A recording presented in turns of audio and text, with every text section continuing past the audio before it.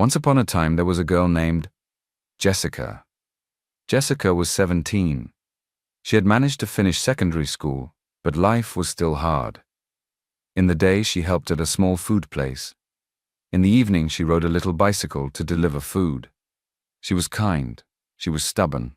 She was very smart about the streets. That night was very cold. Harmattan dust floated in the air like tiny powder. The wind was dry and it bit her lips. Far away, small generators hummed like sleepy bees. Streetlights blinked on and off. Jessica's bicycle squeaked, but she kept going. A warm delivery bag sat on her back. She whispered to herself, "One more delivery, one more night." Her phone buzzed. A message from her manager said, "Don't be late again. Last warning." Jessica's heart felt tight. If she was late, she could lose her job. If she lost her job, she could lose her small room. She needed money for rent. The landlord had warned her already. She took a deep breath and pedaled faster. Her jacket was thin. The air felt rough in her nose. Her hands, inside old, faded blue gloves, felt stiff on the handlebar. Still, she pushed on. Tap, tap, tap went the bicycle chain. Hum, hum, hum went the faraway generators. She was brave, but she was also tired. She turned into a quiet street.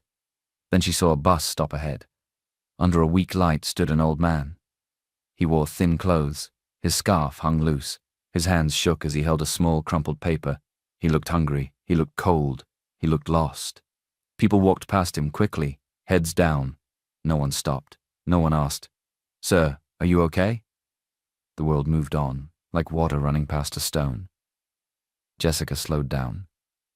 Her bicycle wobbled a little. She looked at the old man. She looked at her phone. Time was running.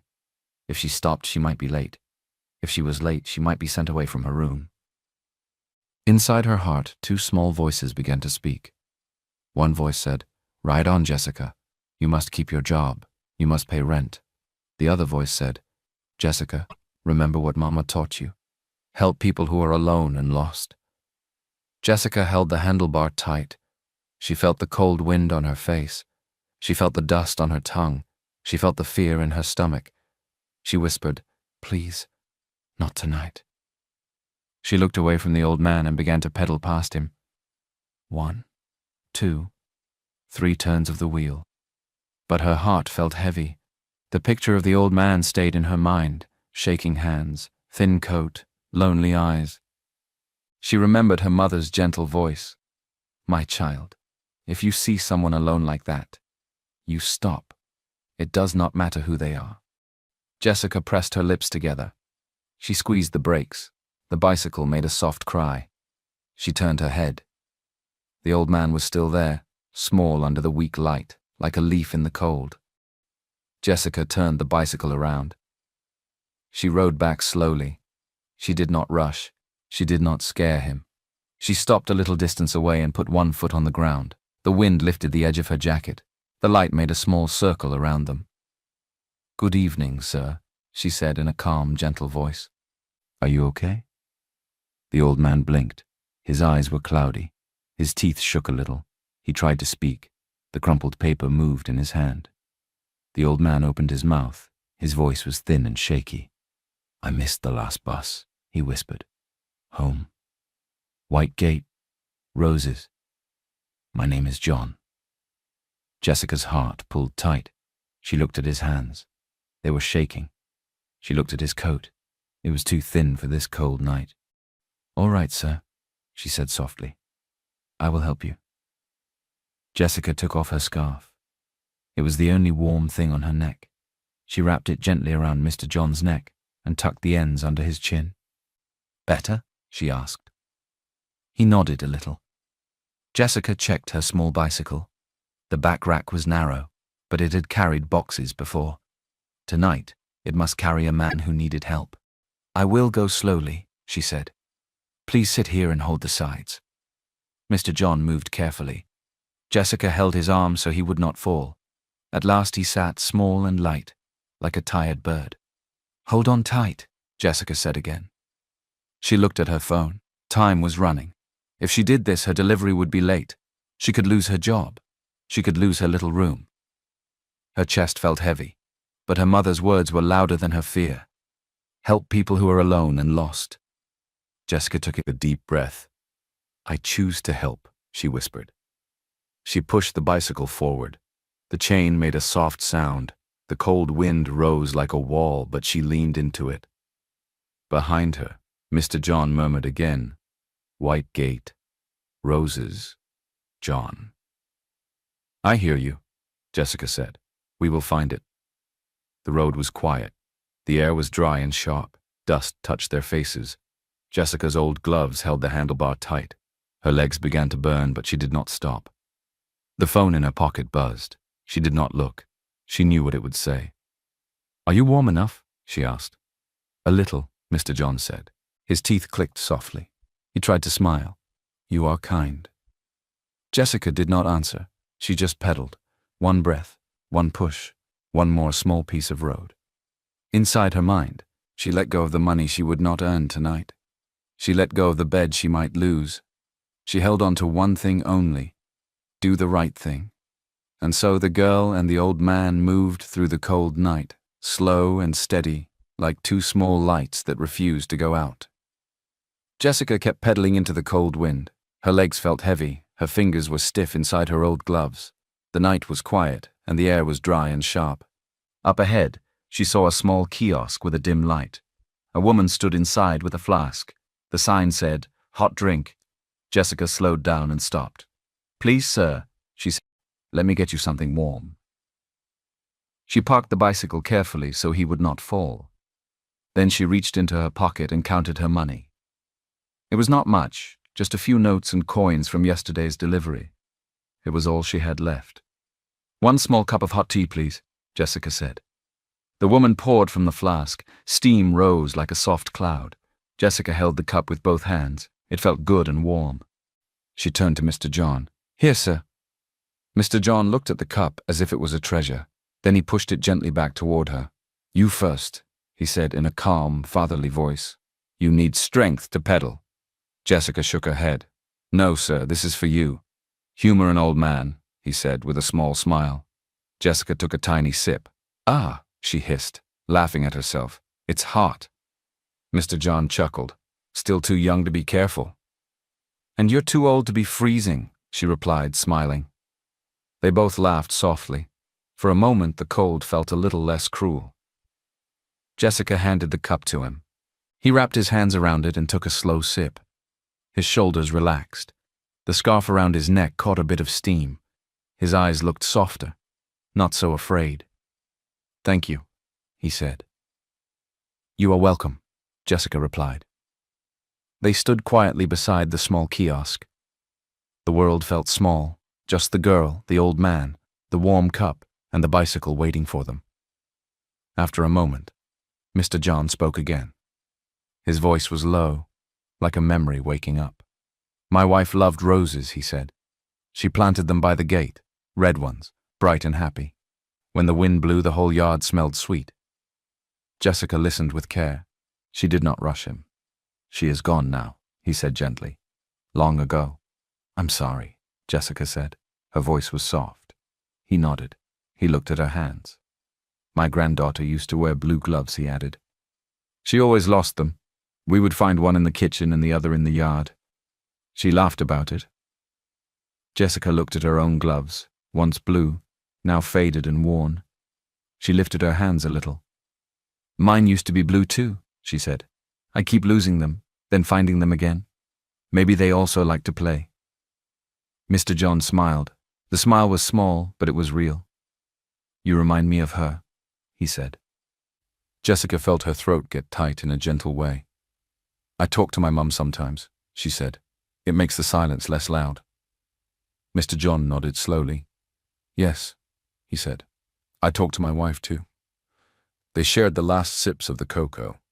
Jessica made sure he had the bigger share. When the cup was empty, she handed it back to the woman at the kiosk with a thank you. Then she turned to Mr. John. Are you ready? She asked. He took a breath and nodded. Ready. Jessica helped him sit again on the back rack. She checked the scarf, tucked it closer under his chin, and made sure his hands held the sides. She wiped a little cocoa from the corner of his mouth with the edge of her sleeve. Then she took the handlebar and looked at the road ahead. "Hold on tight," she said. "I will," he answered. Jessica pushed off. The bicycle rolled back into the night. The air was still cold, but the warmth from the cocoa stayed in their chests. Mr. John hummed a soft tune, just a few notes, like a lullaby with no words. Jessica listened. The sound was steady and kind. She leaned forward and pedaled with new strength. One breath, one push, one more small piece of road. Her phone buzzed again in her pocket, but she did not check it. Her choice was made. "White gate," Mr. John murmured, as if guiding her from inside a dream. "Roses." "We will find it," Jessica said. They passed dark windows and quiet corners. The night felt less empty now. The cocoa had warmed their hands, and the memories had warmed their hearts. Jessica kept her eyes on the path, and Mr. John kept humming softly. Together, they moved like two small lights in a big night. At times, the bicycle shook on rough patches, but Jessica's hands were steady.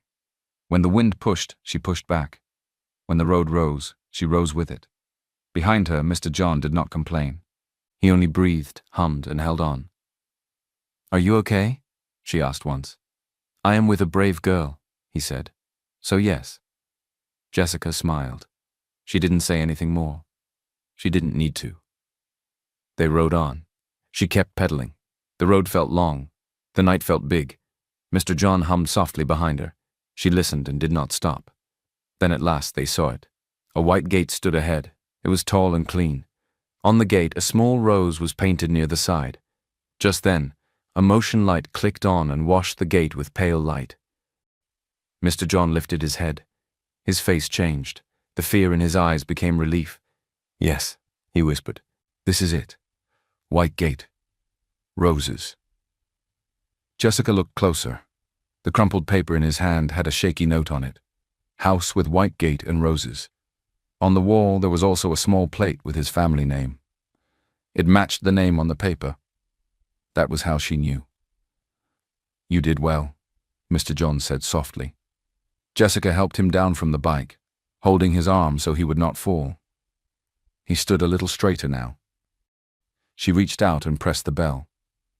The light over the door blinked again. Footsteps hurried from inside the compound. The door opened. A young man rushed out, calm face, neat clothes, quick eyes. "Mr. John," he cried. "Sir, where did you go? We were so worried." Mr. John smiled a little.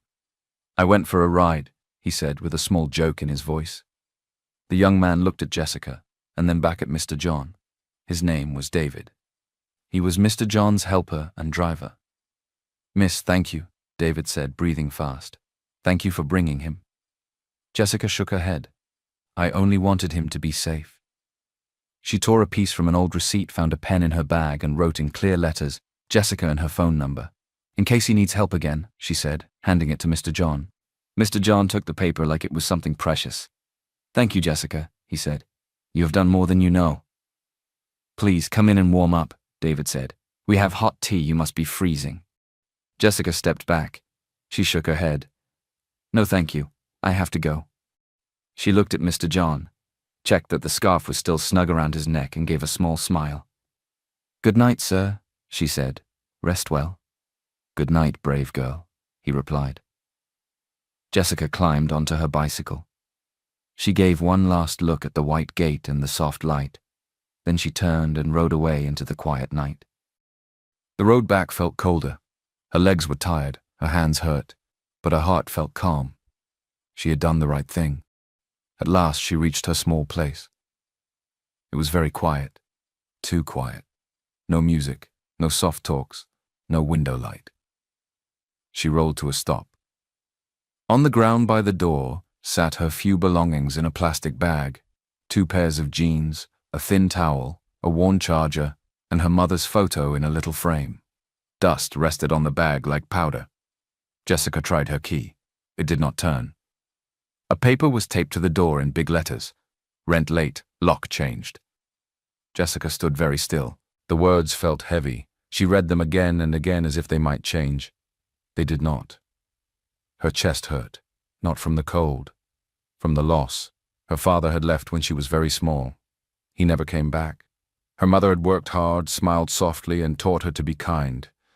Then a few years ago, her mother got sick and died. Since then, Jessica had taken care of herself. She worked, she saved, she tried. This little room was the only roof she had, and now, even that was gone.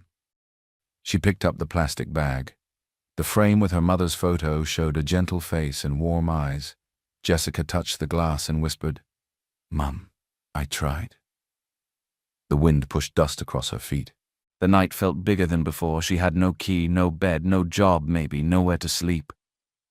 Jessica took a slow breath. A small tear rolled down, but she wiped it quickly. "Keep moving," she told herself. "Just keep moving." She stood with her small bag on her shoulder and her bicycle by her side. The night felt wide and empty. Her phone began to ring. She looked at the screen. It was her manager. She answered in a small voice. "Hello? Where are you?" His voice was sharp. The customer called 3 times. "I'm sorry," Jessica said quickly. "I found an old man who was lost and I took him home. It was very cold, I couldn't just leave him." "You stopped for a stranger?" He cut in. "You are not paid to play hero, you are paid to deliver. Please, I will make up for it. I can work extra." "No," he said, flat and hard. "You're fired. Bring your uniform next week for your last pay." The line went silent. Jessica lowered the phone. The wind touched her cheek like a rough hand. For a moment she felt dizzy, as if the ground had moved. No job, no room, no plan. She hugged her small bag and looked down the dark street. Where could she go? The places she knew were closed. The places that were open were not safe. She thought of the bus station. She thought of a bench near the road. She thought of nothing and everything at once. Her mother's picture pressed against her side inside the bag. Jessica took a breath and told herself, "Keep moving." She climbed onto her bicycle and began to ride. The chain clicked softly. The wheels hissed on the dry ground. She went past one corner, then another, and another. Time stretched. Her legs ached, her eyes stung. Still she moved. At last, she saw a small light ahead, a mini-mart with a bright sign. The door was open. Inside, warm air and the smell of clean floor soap drifted out. A man with kind eyes stood behind the counter. Jessica stopped and pushed her bicycle to the side. She stepped in, cold air following her like a shadow. "Good evening, sir," she said, voice careful. "Please, can I just warm up for a little while? I can help clean. I can arrange shelves. I won't cause trouble." The man looked at her from head to toe. He saw the dust on her jacket, the tired eyes, the old gloves. His face softened. "My name is Mr. Peter," he said gently. "Come in. Close the door. You can help me restock, then sit a bit." "Thank you, sir," Jessica said, relief watering her eyes. She blinked quickly so the tears would not fall. A second man stepped out from the back, a younger man with a tight mouth and narrow eyes. He wore a name tag, Victor. He looked at Jessica like she did not belong there. "Who is she?" Victor asked, frowning. "A girl who needs a warm place for a while," Mr. Peter said. "She will help us with the shelves." Victor folded his arms. He did not smile. He watched Jessica like a guard dog. Mr. Peter handed Jessica a small cloth and pointed to a stack of drinks. "Please wipe and arrange these. Slow and neat, no rush." "Yes, sir," Jessica said. She put her bag behind the counter where Mr. Peter showed her. Then she rolled up her sleeves and began to work. She wiped the bottles one by one. She lined them in straight rows. She swept the floor until the dust was gone. The warm air made her fingers come back to life, and the simple work calmed her heart. Mr. Peter kept ringing small sales and nodding at customers. When there was a quiet moment, he brought Jessica a cup of warm water. "Thank you," she whispered. Victor kept watching her from the corner of his eye. When she walked near the counter to get new stock, he stepped closer as if to block her way. He did not speak kindly. He only stared. Jessica kept her head down and did the work. Time moved slowly, but it moved. The shop lights felt like sunshine after a long night. For the first time since the white gate, Jessica's body relaxed just a little. She was still scared, still tired, but now she was inside, and someone had said, "You can stay a while." When the floor was clean and the shelves were neat, Mr. Peter gave her a small nod of thanks. "You did well," he said. "You can sit there for a bit and rest." Jessica sat on a small stool near the storeroom door. She wrapped her arms around herself and took a long, slow breath. She looked at the door and the windows and told herself, "This is safe for now." Victor passed by and muttered something she could not hear. His face was hard, but Mr. Peter gave her a calm look that said, "You are all right here." Jessica let her head rest against the wall. She did not sleep, but she was still. The night outside kept running, but for a short time she did not have to run with it. She sat on the little stool near the storeroom door. After a while, Mr. Peter came and stood beside her with kind eyes. "Tell me your story. What is a young girl like you doing out in the cold?" he said softly. So Jessica told him. She told him about her mother who taught her to be kind and then passed away. She told him about her father who left and never came back. She told him about the job she had just lost, the room that was now locked, and the old man she helped in the cold night. Mr. Peter listened without interrupting. When she finished, he nodded slowly. "You can stay here," he said. "Not just for tonight. Stay a little while until you find your feet. Help me in the shop. We will think of what to do next." Jessica's eyes grew wet. "Thank you, sir," she whispered. Days passed. 1, 2, then 3. Jessica worked neatly and gently. She greeted customers with a small, warm smile. She wiped shelves until they shone. She refilled drinks and stacked biscuits in straight lines. People liked her calm way. Some customers asked for her by name. Mr. Peter noticed. So did Victor. Victor's eyes were sharp and cold. He frowned when customers smiled at Jessica. He frowned when Mr. Peter thanked her. He frowned when the shop looked better each day. Inside his chest, a stone of jealousy grew heavy. On the third evening, the shop was quiet. The air smelled like soap and sweets. Mr. Peter was counting at the counter. Jessica was folding clean cloths near the storeroom. Suddenly, Victor rushed to the till, pulled the cash drawer out and stared inside. His face changed. He looked angry and excited at the same time. "2,000 is missing!" he shouted. "2,000, where is it?" Mr. Peter looked up, calm but alert. "Check again," he said. "It was here," Victor snapped. He swung his eyes to Jessica. "You were near the counter today." Jessica stood still. Her hands were steady, but her heart jumped. "I was wiping the glass, not the till," she said quietly. Victor pointed at her with a hard finger. "Don't pretend. You think because the boss pities you, you can take his money? I'll call the police." Mr. Peter raised his hand. "Victor, not so fast." Victor hissed. "If we don't stop her now, she'll take more. People like this—" "Enough," Mr. Peter said firmer. "We will not accuse without proof." He turned to Jessica. "Did you take any money?"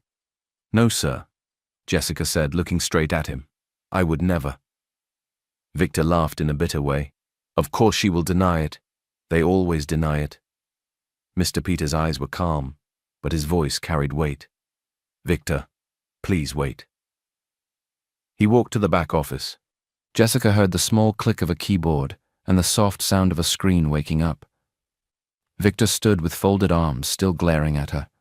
Jessica kept her head up and her hands folded in front of her. She could hear her own heartbeat. After a short moment, Mr. Peter came back, holding a small remote. "We have the front camera," he said, "but sometimes it misses angles." Victor smirked. Maybe the camera was off when she touched the till. Mr. Peter pressed a button. A TV on the wall lit up. The video showed the counter from one angle. He pressed another button. The view changed to a second angle, lower and to the side. "This is the backup camera," Mr. Peter said. Victor's face twitched. The screen showed the time. It was earlier that evening. The shop looked calm. Jessica was wiping shelves far from the counter. Victor walked to the till. He opened it. He looked left and right. Then he slipped 2,000 into his pocket. He closed the drawer, looked around again, and walked away. The room went very quiet. Victor's mouth opened, but no words came out. His face turned pale and then red. I I was checking the balance. Save it, Mr. Peter said, his kind voice now firm as a door. You lied. You tried to blame someone who did nothing wrong. Victor threw a small curse under his breath. He grabbed his bag from under the counter. You'll regret this, he muttered. But his words felt thin in the strong light of the truth. He pushed the door and left. The bell above the door shook and fell quiet. Mr. Peter turned to Jessica. His face softened again. I am sorry, he said. He should not have spoken to you like that, and he should not have accused you. Jessica let out a breath she didn't know she was holding. Thank you for checking, sir. Mr. Peter nodded. Truth does not shout, but it stands, he said. You can sleep in the storeroom tonight. The small cot is ready. Lock the door from the inside if you like. Jessica's eyes filled with tears she tried to hide. Thank you, she whispered. Thank you very much. When the shop closed, Mr. Peter gave her a thin blanket and a bottle of water. The storeroom was small and warm. Boxes stood like quiet friends around her. She sat on the cot and held the blanket close. Thank you, she whispered again, unsure if she meant it to Mr. Peter, the hidden camera, or to God who sees in the dark. Her mind drifted to Mr. John. She pictured the white gate and the soft motion light. She pictured his gentle hands around the warm cup and the scarf snug under his chin. I hope you are all right, she said into the quiet room. I hope you slept well. The heater hummed. The dust of harmattan sat still at last. Jessica lay down, and for the first time that day the fear in her chest loosened. Her eyes closed like two tired doors. Outside, the night walked on. Inside, a brave girl rested, held by a small room and a big truth. Morning came softly. The storeroom was quiet and warm. Jessica heard the shop door open as Mr. Peter began his day. She sat up on the small cot and folded the blanket. Her phone buzzed. A gentle voice spoke. Hello, is this Jessica? Yes, she said. This is David, the voice said. I work for Mr. John. I called earlier and you told me where you are. I am outside now. Jessica stood and peeked through the little window. A clean black car waited by the front. It looked calm and serious, like a quiet visitor. She walked out to the shop. Mr. Peter gave her an encouraging nod. Jessica stepped to the door as the car door opened. David came out holding the small receipt with her name and number. His eyes were kind. Good morning, he said. Mr. John wants to see you. He woke up today and remembered everything that happened 3 days ago. He remembers the scarf. He remembers the bike. He remembers you. Jessica felt her heart grow warm. Is he all right? She asked. He is much better, David said with a small smile. He asked me to find you. Jessica looked at Mr. Peter. He nodded again. Go, he said softly. You are safe. Jessica climbed into the car. The seat was soft. The air smelled clean, like pine. She had never sat in a car so quiet. The world outside slipped by like a slow picture. They drove for a while. At last they stopped in front of a big mansion. It was not the same house where she had dropped Mr. John 3 days earlier. This place was larger and calmer, like a deep breath. A guard opened the gate. The car rolled in gently. Inside, the floors were smooth and bright. The air was warm and smelled like tea. David led her to a wide room with soft chairs. Jessica stood by the door, unsure. Then Mr. John walked in with careful steps. He did not look lost now. He looked clear and kind. His eyes were bright and his smile was small but sure. There you are, he said, my brave girl. Jessica felt shy. She folded her hands. Good morning, sir. Mr. John sat down and nodded to a chair. Please sit. I want to thank you properly. Jessica sat. Her back was straight. Her hands were on her knees. Mr. John began to speak in a calm voice. I remember the cold night. I remember your scarf around my neck. I remember your bicycle and how you said, hold on tight. I remember the hot cocoa. I remember how you wrote your name and number on a torn receipt. You helped me when others walked past. Jessica looked down. I only wanted you to be safe. Mr. John nodded. That is why your help is special. You did not ask for anything. You were ready to lose your job and your room, but you still helped. Jessica's eyes grew wet. She blinked and kept quiet. "This is not charity," Mr. John said gently. "This is gratitude. My sources tell me you have nowhere to stay.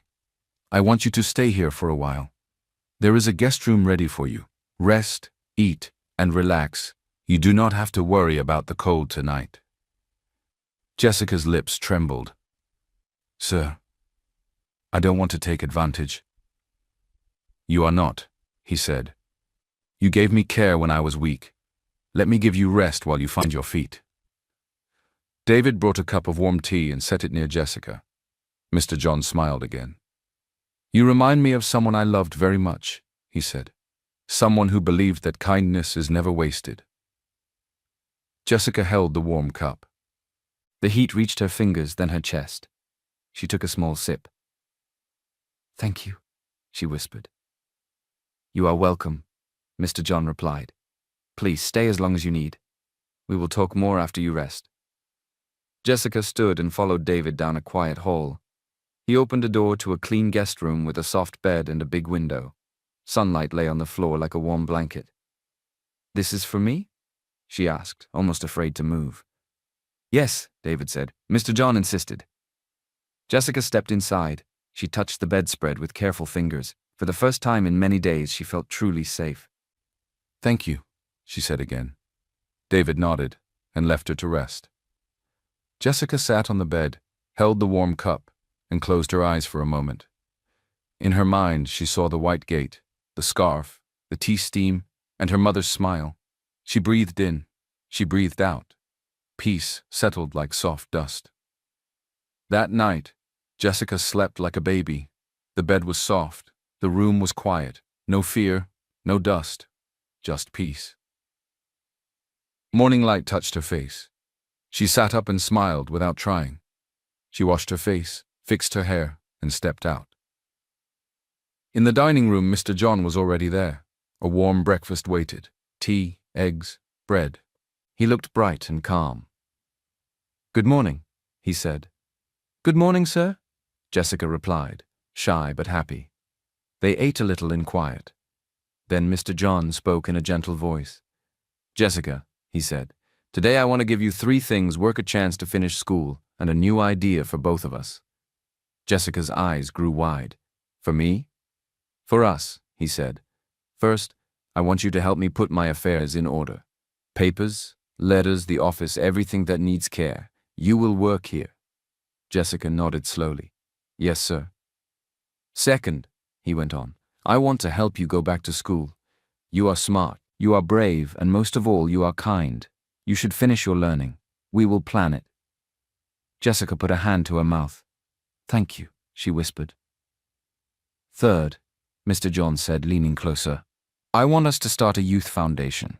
A small one at first, then bigger. We will help boys and girls who have no roof, who need a bed, who need a kind hand.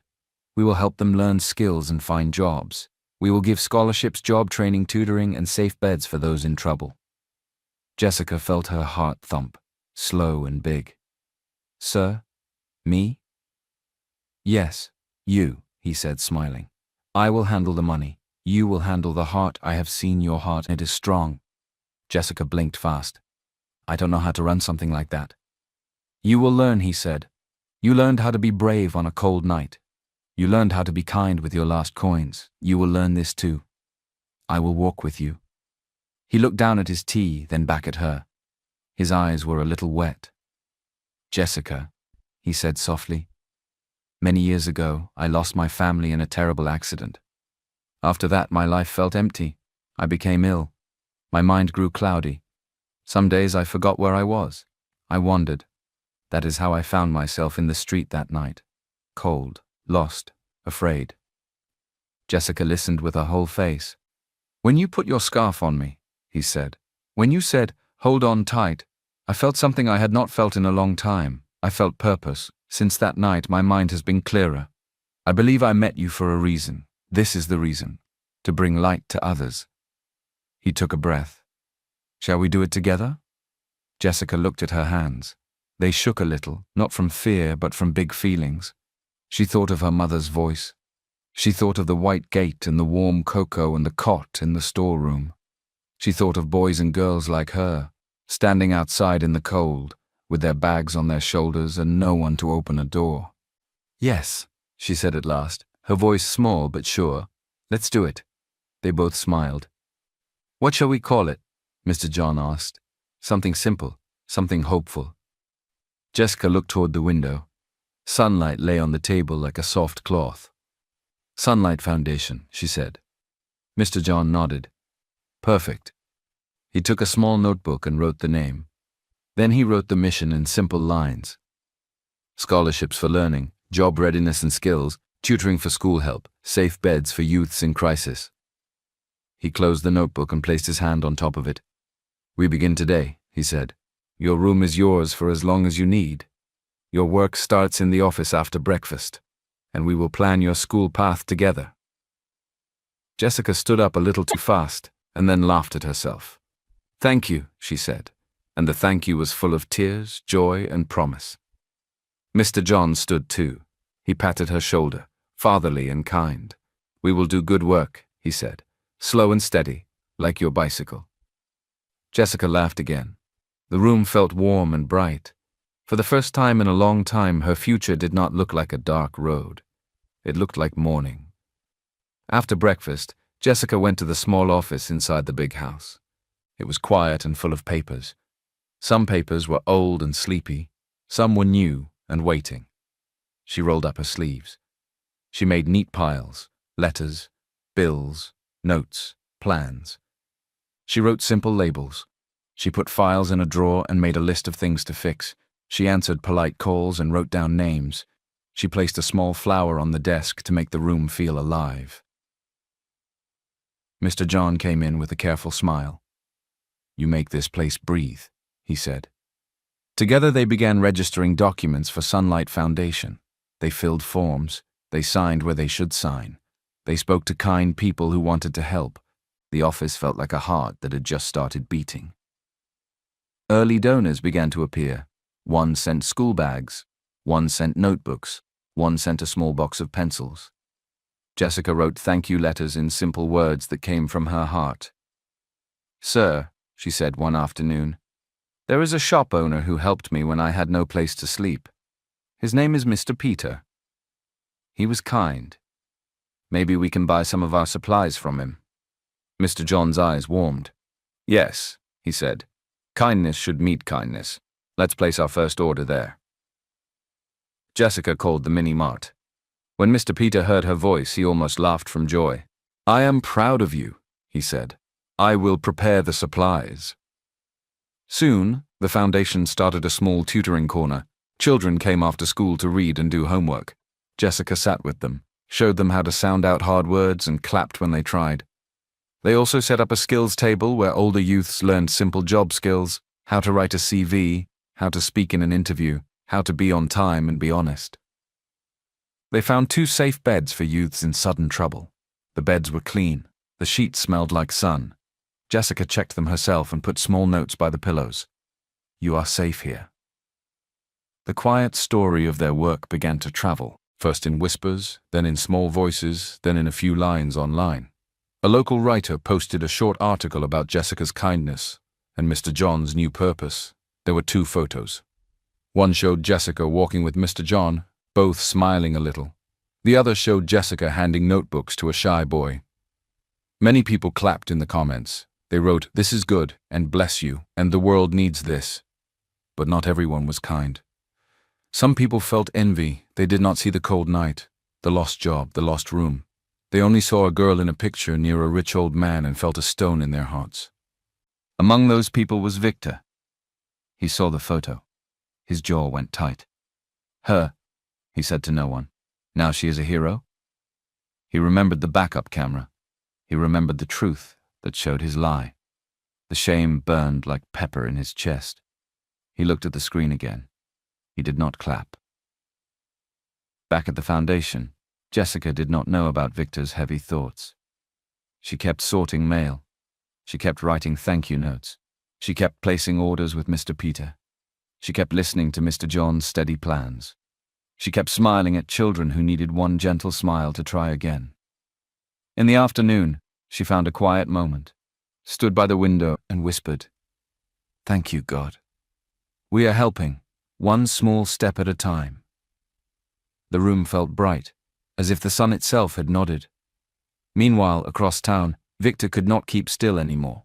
His envy and anger grew hot. He made a video on his phone. In the video, he spoke hard words. He said Jessica was manipulating Mr. John. He said she was gold digging. He posted it online. Then he posted more comments with the same lies. The lies spread like a small fire on dry grass. People online started to write insults.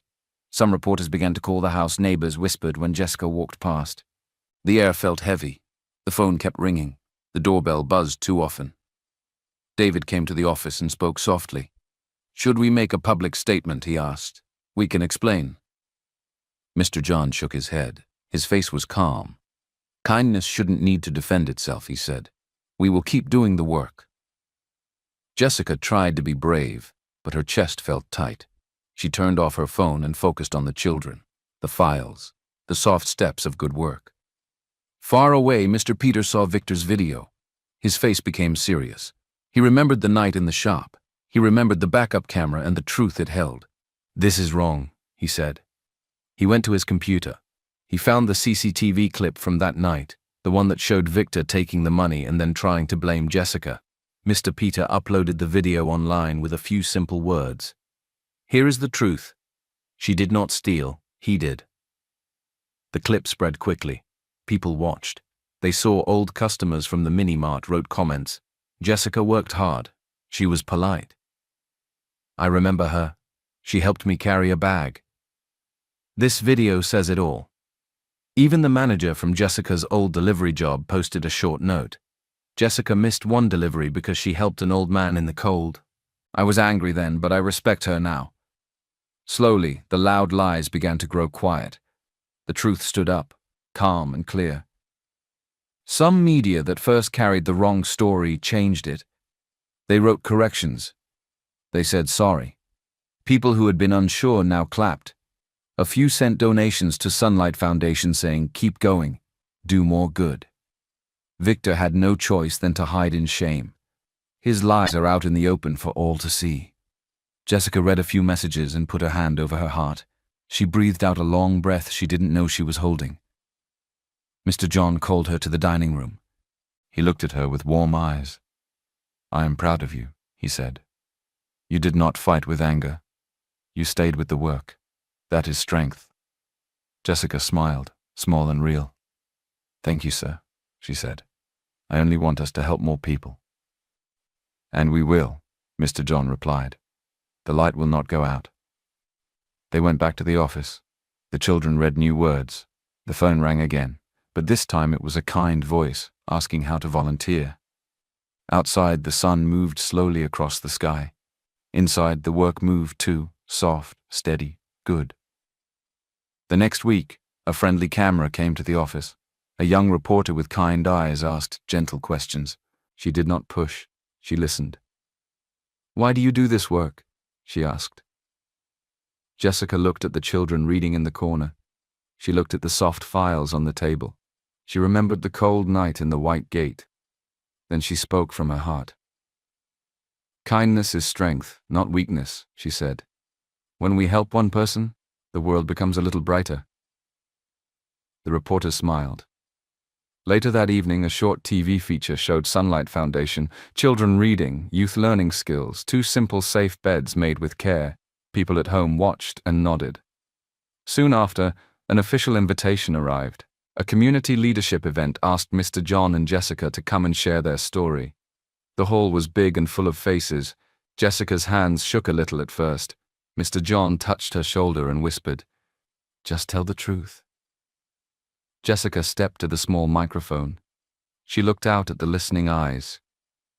"Good evening," she began, her voice soft but sure.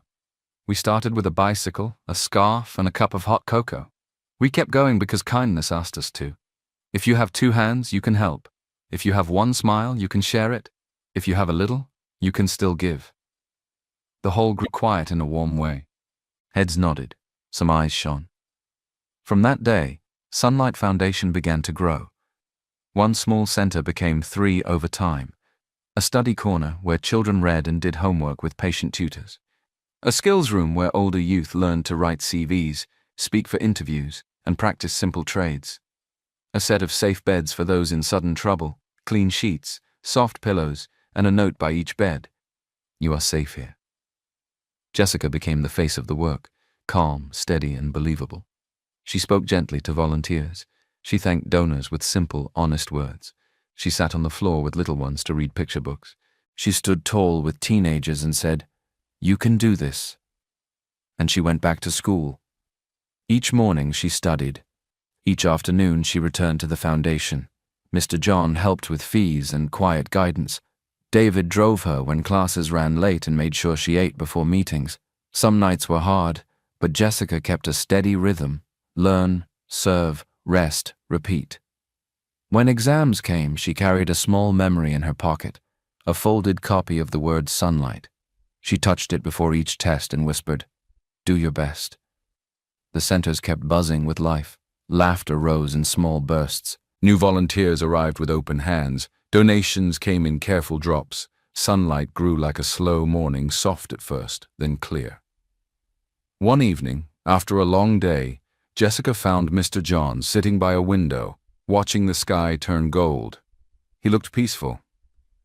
"You spoke well today," he said. "I was scared," she admitted. "Courage is not the absence of fear," he replied with a smile. "It is the choice to speak anyway." Jessica sat beside him. They watched the last light settle on the trees. The house felt gentle around them. Time moved like a gentle river. The centers grew. The children laughed. The youths tried and tried again, but Mr. John began to slow down. Some days he walked with a stick. Some days he sat by the big window and watched the sky. His favorite place became the greenhouse, warm, quiet, full of soft green leaves. He liked to touch the plants and close his eyes. Often he hummed a lullaby, the same soft tune Jessica first heard on the bicycle that cold night. Jessica sat with him there. Sometimes they spoke.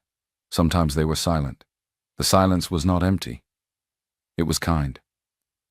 One calm afternoon, Mr. John held her hand. His fingers were thinner now, but his eyes were bright.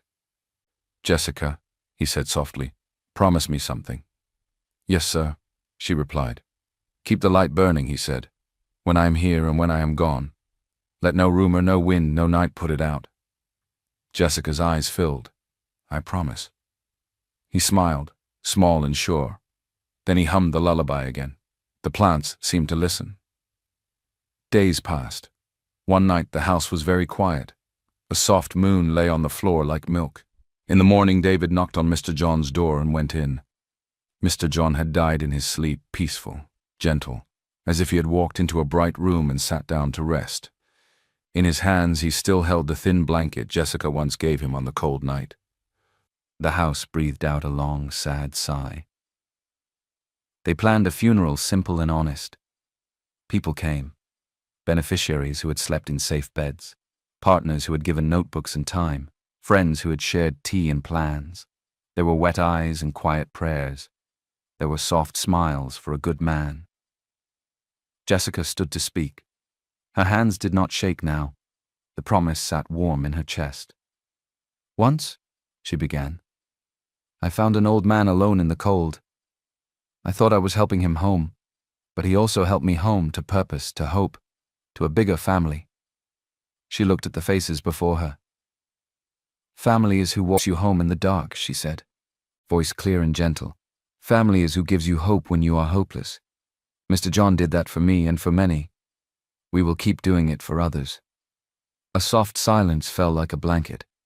Then a gentle wave of claps rose, respectful, kind. When it ended, Jessica stepped down. She touched the corner of her eye and smiled at the photo of Mr. John, his quiet eyes, his small, steady smile. Outside, the sky held a pale light. Inside, the promise held a strong one. 3 days after the funeral, the house was quiet. Morning light stood softly on the floor. David knocked on Jessica's door and stepped in with gentle steps. In his hand was a sealed letter. "This is from Mr. John," he said. "He asked me to give it to you." Jessica took the letter with both hands. Her fingers shook a little. She broke the seal and read, "My dear Jessica, thank you for giving me back my best years. You reminded me that goodness still lives in this world. I have left my house affairs in order. I entrust the Sunlight Foundation to your leadership. Lead with truth. Lead with care. Remember, real wealth is what we share. With love, Mr. John." Jessica pressed the letter to her chest and closed her eyes. A warm ache filled her. She whispered, "Thank you." Not just for the paper in her hands, but for the life he lived and the light he left. "I will make you proud," she said softly. "I will help as many people as I can." David nodded. "We are with you," he said. Jessica began to lead with a steady heart. She tightened governance, clear records, honest reports, open books. She set simple rules and kept them. She expanded scholarships, reaching more students who needed fees, uniforms, and books. She started mentorship pairs, older helpers walking beside younger ones, listening, guiding, cheering them on. She opened safe housing for youths aging out of orphanages, small rooms with clean beds and a kitchen where they could learn to cook and share meals. At the same time, she helped start a gentle care home for aging people who were alone, warm rooms, soft songs, kind hands. In every place, a small card sat on the wall. "Kindness is strength, not weakness." Jessica spoke to volunteers with calm words. She thanked donors with simple letters that told true stories. She visited each center often, sat on the floors, smiled at shy faces, and said, "You matter. Keep going." One evening, the TV showed a short update about Sunlight Foundation: new beds, new books, new hands at work. In a small shop, Mr. Peter stood behind his counter and watched. His eyes shone. "That's my girl," he said softly, proud and happy. "Look at her go." He turned the TV a little louder, then laughed and wiped his eyes with the back of his hand. Back at the office, Jessica hung Mr. John's letter in a simple frame above her desk. Whenever she felt tired, she looked up and read the line again. "Real wealth is what we share." She took a breath, smiled, and kept working. 10 years passed like pages turning in a gentle book. The centers were full of life. On the anniversary day, the courtyard was bright. Children laughed, chasing each other around a small tree. Volunteers carried boxes of books. A little band tuned their drums and flutes. The evening air felt soft and kind. A reporter held a small microphone and smiled at Jessica. "How did all this begin?" she asked. Jessica looked around at the children, at the safe beds, at the study tables, at the old photo of Mr. John on the wall. She felt the promise in her chest, the same promise she had made in the greenhouse. It began with a bus stop, a lost man, and a choice, she said. Her voice was calm and warm. "I chose to help, and that one choice changed my life and many others." Later, as the sun slid down and lights clicked on, Jessica and David walked to the entrance. They stood by a simple white gate with a clean sign, "Sunlight Foundation, Hope for the Hopeless." The evening lights glowed like quiet stars. The far hum of the city rolled by, cars, voices, life moving forward. But in Jessica's ears, compassion sounded louder. She walked to a small rose bush by the gate. The petals were pink and brave. She bent her head and whispered, "Thank you, Mr. John." For a moment, the night felt like a soft hand on her shoulder. She stood up, took a slow breath, and turned back toward the courtyard, toward the noise of happy children, toward the lists on her desk, toward the next person who would knock and say, "Please, can you help me?" Jessica smiled, because in life, one act of kindness can outlast the noise, and so she went back to work.